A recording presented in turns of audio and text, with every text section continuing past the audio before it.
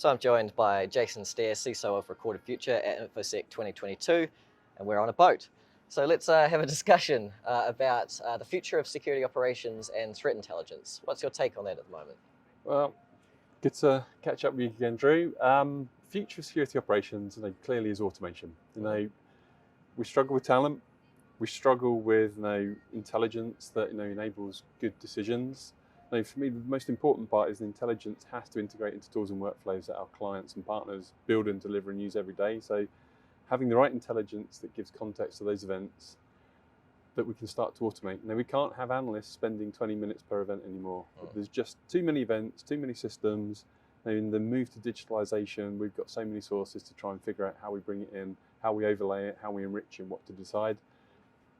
Automation is our way through this, and we've got to move beyond just human analyst-based processes to get out of this. So it's freeing up those analysts, giving them time back to actually focus on the important things. Well, as an analyst, it must be incredibly tedious. I remember doing this. Is spending stuff on high volume, low impact stuff is meaningless. You learn nothing from it. What you learn from is the high impact, low volume stuff that actually challenges you to go and learn and talk to other people, go and look at other tools that inform your opinion and actually develop you. And that's what you need as any analyst, to go from L1, L2, L3, L4. But you need other people around you to guide you on that journey. And that's, especially in COVID now, people working remotely, how do junior people get people skills around them to help uplift them? Have that knowledge base around them. So, like in the old day, you'd have another screen next to you and go, oh, what are you working on, analyst? What are you digging into?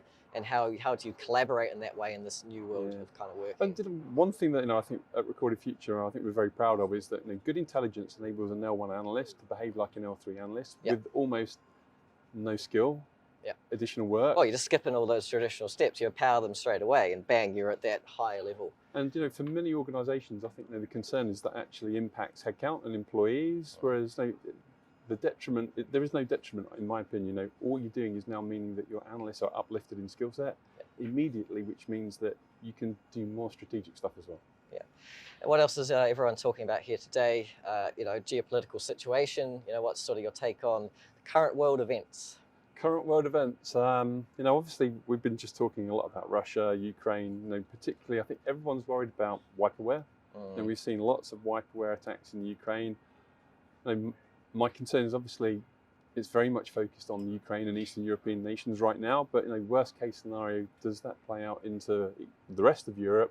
Countries that are supporting Ukraine. UK is one of those countries, been very, very strong in supporting Ukraine. Could they target UK financial services? Absolutely could. Maybe they will. So I think that mindset of preparing for worst case scenarios, incident response is not about best case, but worst case scenarios. Wiperware, ransomware are two conversations that every week we talk about with clients. How can you be better prepared? Is your incident response plan, is your business continuity plan in a position to be able to recover from these types of situations? Yeah, it's almost back to those fundamentals again. What vulnerabilities have you got? What's your external attack surface? Are you actually hardening this? Are you actually applying these best practice configurations to deter that attack, to make it just a bit more challenging?